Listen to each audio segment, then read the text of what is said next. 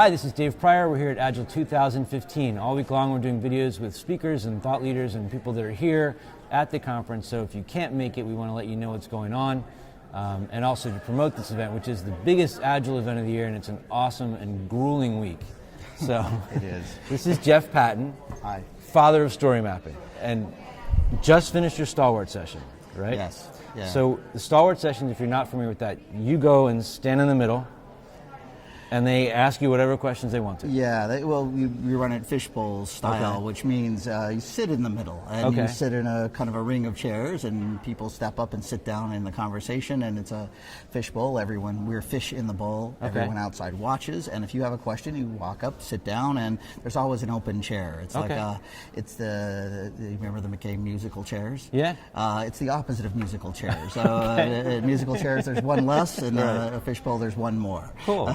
So how did it go? You get good questions? Yeah, really good questions. Okay. We were just chatting briefly, but as I sat down and put the microphone on, I would think by the people who showed up there that everybody already knows what story mapping is, that it's a common practice already. Right. And so lots of questions about, it's one thing to understand the basic practice of story mapping, but it's another thing to start to apply it in big projects that cross multiple teams. Oh, wow. Of Okay. looking at the story map, how does the story map live on after initial building and planning, and then lots of questions. Where I spend a lot of my time is working with product managers, and lots Right. of questions about how product management and product ownership should work in Scrum, things like that. So Okay. lots of topics all over the place. But, All right. So I want to ask you some selfish questions now. Yeah, please. Because I teach story mapping in my class, and a lot of the people in my PO class don't know what it is when they get there. So before I ask you what it is, why? So, Or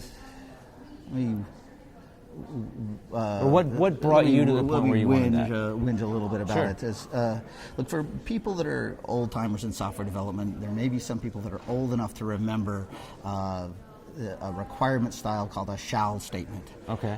Do you ever heard Yeah. of that term before? Yeah. Where we'd write the system Shall do this. do this, and then there was And the actor will. Years ago, I took a class on how to write those, not because I believed in it, but because I wanted to understand. Sure. I wanted to understand a lot of different ways of doing it.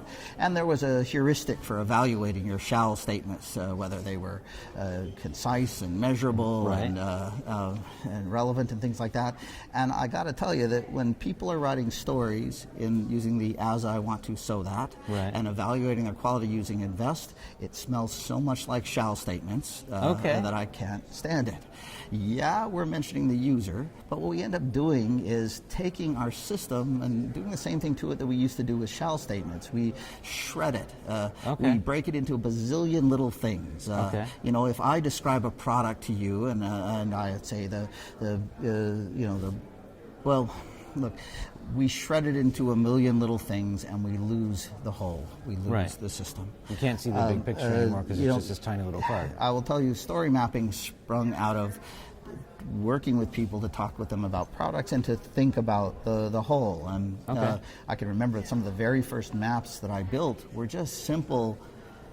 Look, anything you can do with boxes and arrows, where if Right. you were to tell somebody the system works like this, first they do this, and then this, and then this, and I might draw 3 boxes and But it's 4 not a boxes straight with path arrows. through like that all the time. Well, when you tell the story the first time, Right. it is. So, Sure. You tell the story. Well, typically, people would do this and this and this, Right. and then people will say, "Well, what about when this happens there?" And you say, "Well, they might do this, or there might be a branch there, and I could put a card under that to say Right. this optionally happens." Or, "Oh, what happens? What are the details in that step?" And then we And you put get more those cards 50 below happy, that. sad path things Yeah, all and it over the ends up place. being just a mashup, but we're using cards along the way. Okay.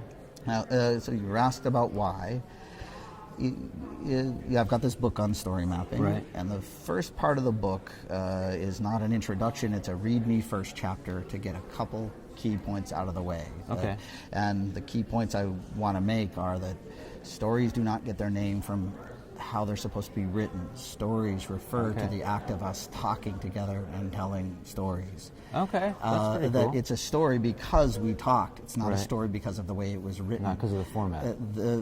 If we might write something down as a story, but then we talk about it, and together we build this state of what context I call around it. We build context around it, but what we're trying to get is shared understanding. Our heads are in sync. Sure. And it's I've got a mantra that I'll use, that shared documents are not shared understanding. Okay. In traditional processes, we try and write really good documents that I can hand off to you. Thinking that someone will read it. And thinking that someone will read it, and even worse, thinking they'll understand it. Yeah. But because we're using stories, I don't have to rely on that anymore. Right. I rely on me. I can still write the document, but I take it to you, and we talk to each other, and you ask me questions, Sure. and you ask me if you're... And the other thing that's true about stories is we should not be asking about what we're building, we should ask about why. And we're constantly working together to sort of optimize. We want to build as little as we can to have as much benefit as we can. And I'll talk about the difference between output, what we build, and outcome, what happens when things come out. And our job is to build as little as possible and maximize, get as much outcome as we can. And so these story conversations are about that. So in a good story conversation, we bring something in, we talk about it, and we ask why a lot, and we want to understand, and we want to work together. If you know something about technology and I know something about customers and users, you might say, well, hey, what you were thinking, because of what you know about technology, there's a better way. It makes it better when we talk about it. There's a cheaper way to get that benefit, and out of a good story conversation comes those decisions. The problem comes in when we know we want small things to go into the next sprint, but we know we're trying to deliver big things, that these bigger... So the act of breaking it down into those tiny pieces makes it too hard to keep the context. And that's where, when we use this just shredded approach that we used to use with shall statements, and we now use with stories, where we take a big thing and dice it up into a million pieces, we lose the whole. And that's where the real value comes from, is from the whole, not the parts. And a story map allows us to organize all the parts into a whole and see the whole. And the visual thing's a big part of it, right? Yes. Yep. I mean, I find that's one of the coolest things is when they get them to do stuff like that and they see it all together. It's like, wow, now this actually makes sense. And that's what people tell me, is that the story starting to map ends up being magical, because finally people are starting to talk about the whole, or talking about the product, or see the big picture and how the different things fit together. So how do you describe it to somebody when they ask you, what is a story map? How do you explain that? I mean, is it, I'll ask it differently. Is it a way of, we just talked about seeing the thing as a whole, but prioritization of the things in the columns is a part of it. I mean, how much of that is an influence around, like, what's the main driver that will bring people to it? The main, it's funny, some people may not be brought to it. That's one of the... First off, how I see it is, if I'm talking with you about what somebody does with my system, I want people to sort of tell me a story, give me kind of a narrative. First they would do, look, there's a conference app. I pull the conference app on my iPod, I log into it, and actually I only have to do that once. I log into it. I can see the whole session schedule. Program, I can search for specific speakers. I can find a session I like, and then I can add it to my schedule. And then throughout the day, I can look at my schedule and see what's coming up next and where I want to be. Now, I just told you a story, and in that story are a lot of verb phrases about what I do. I didn't say schedule feature. I didn't say I didn't say session list. And you also didn't explain page. Like, I just want to log in, and like that's the end of it. Yeah, I talked about the whole, because we don't get value from a speaker page by itself. We don't get value from logging in. Almost the reason we log in is so that we can do something my else. Schedule is set up for me. The story map helped me tell a story about the whole. And then we can start breaking that whole down into parts, and that's where the prioritization comes in. That's where I can say, well, if we're talking about that speaker page, and the speaker page on that is a picture and a bio and all the sessions they're participating in, and maybe some ratings and some other things, somebody might say, well, you were running short on time. Maybe the ratings don't need to be there.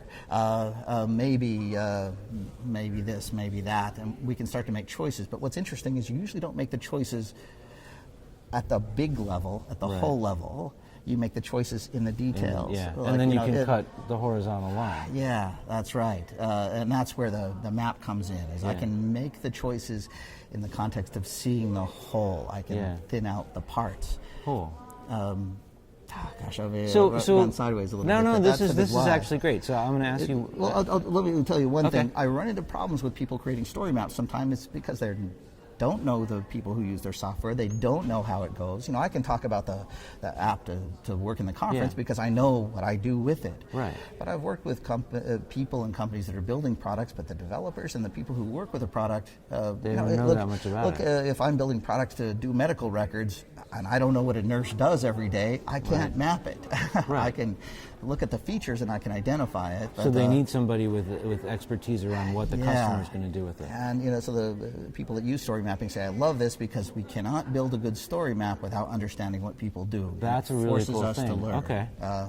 But in some folks, they don't want to learn, and that causes happens. Trouble. You can't build a backlog with a story map if you don't know don't know the story. So what do you do when you're trying to teach this to people, and maybe they don't have a project they can work on? Is there a way, like an exercise that you can say?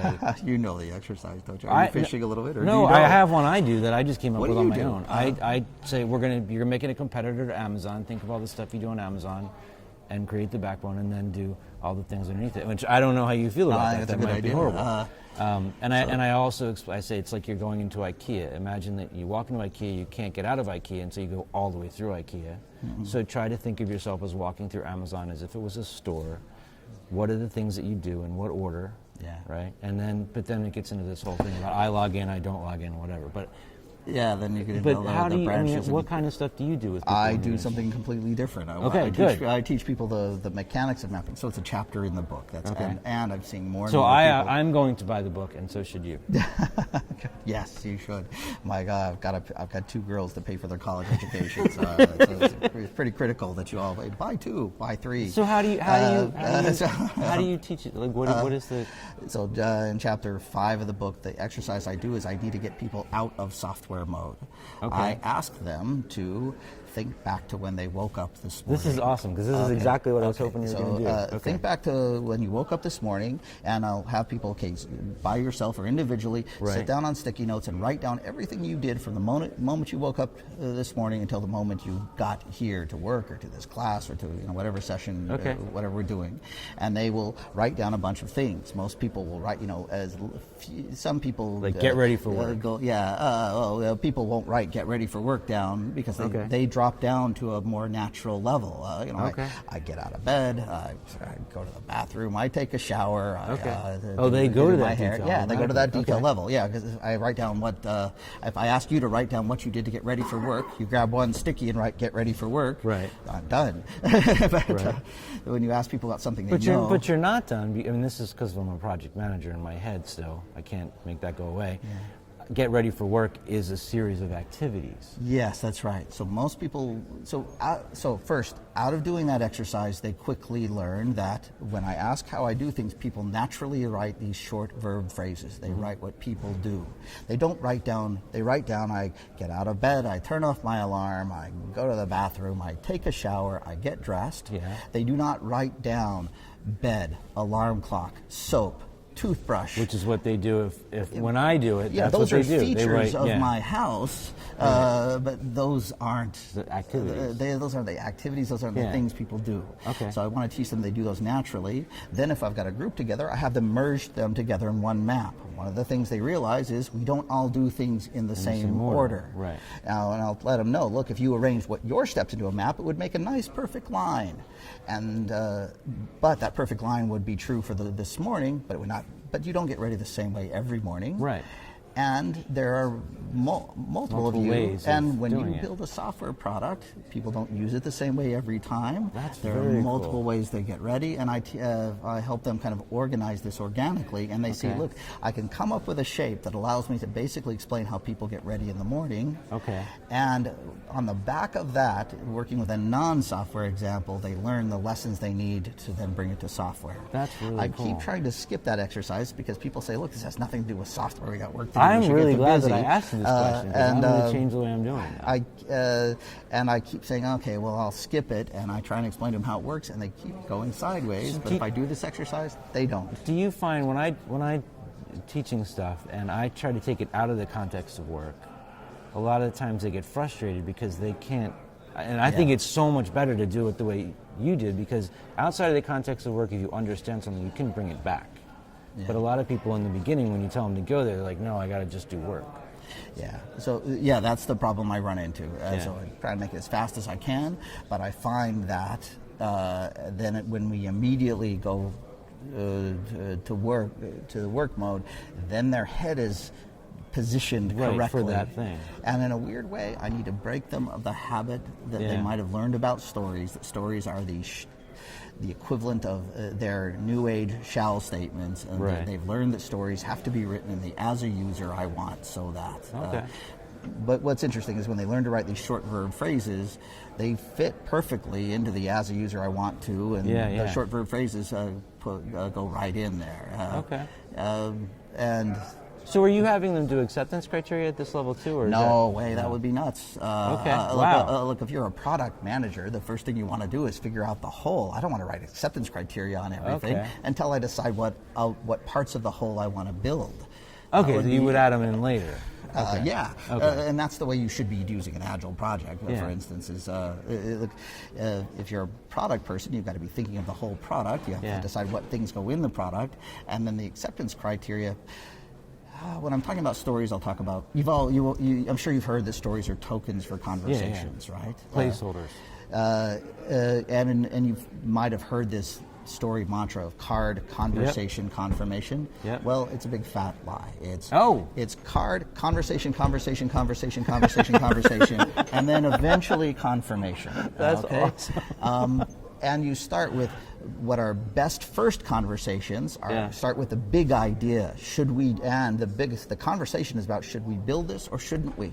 Okay. And then if we say, let's go ahead with this, then the next conversations are, okay, well, how would it go if we built this? And now that's when we build a story map to break it down into parts and things like this. And then the conversation's about, what do people do? What would be ideal? How would we want them to do it? And then the next conversation's about, how much of this do we need? And they're about kind of slicing up that map to find the parts, and then we say, okay, great, now those conversations about how much of it we need, and now we need to move things forward to tactically build them, and now those conversations go into details about exactly what are we going to build, exactly what are we going to see with this part of the screen, actually what does happen on that silly login thing, and then we ask a lot of tougher questions, like what happens when you hit the login page and you're not connected to the Wi-Fi, or you're not connected to a network, and you talk about exceptions and problems. You agree on a whole bunch of acceptance criteria, and that's when you learn what happens. You know this, if you've coached Agile, you've worked Agile for a while, you know the minute you come up with all those acceptance criteria, that's the minute you figure out that story is way too big. And then you split it into smaller stories. And you just extend it across a bunch of sprints. You could do that, but this is when you do that. But so look, draw a picture of stories. I got to tell you, I hate this term, epic and story, as though there were two sizes. There's big. There's stories are, a metaphor I'll use in the book, or stories are like, story. The word story refers to a couple things. It refers to the talking we do to get on the same page, and then we call something a story. Look, if I open my iTunes. Look, I've got a lot of songs there. Sure. If I go to this the AC/DC thing, because it's of a lot of songs there. But are those the songs? Those are? No, they're placeholders for songs. Yeah, they're placeholders for song. When I let's play Rock and Roll Ain't Noise Pollution. Right. And that's a song. I didn't tell a song, I listened to the song, I heard it. Those are the placeholders. That's and cool. Look, the stories you tell are that. But I'm on a tangent here. It's great. But songs are in albums are in genres, and look, stories are the way we use them, but we use the story to refer to the thing, and we naturally tell stories. And what I was getting to earlier is stories are like rocks. If I were to take a big rock and I would have put it in the middle of the table, and I gave you a hammer, and you hit the hammer, and the rock broke into a bunch of pieces, what do you call those pieces? It's a trick question. That's great. If you were to take one of those pieces and ask somebody else what it's called, they would say that's a rock. Yeah, but you're going to get somebody who's going to say those are called pebbles. The big piece was a rock. Yeah. The small piece is Or not a a rock. boulder, It's yeah. look at what's That's up. awesome. Yeah, you can come up with a taxonomy of mountain to boulder to But rocks to it's pebbles still to rocks. gravel to sand. It's still rocks. Look, they're rocks all the way through, Yeah. and stories are stories all the way through. Cool. Anyway. So I know you've got another thing you got to get to. I really appreciate. Yeah, So I just got schooled at the conference. So thank you very much for that. All This right. is good. It's great to finally meet you, man. Great to meet Thanks. you. And I'm going to go buy the book right now, and I'm going to tweet the And, picture of me buying the book. Wonderful. So, cool. Oh, we're supposed to wave. So Bye. thanks. Thanks.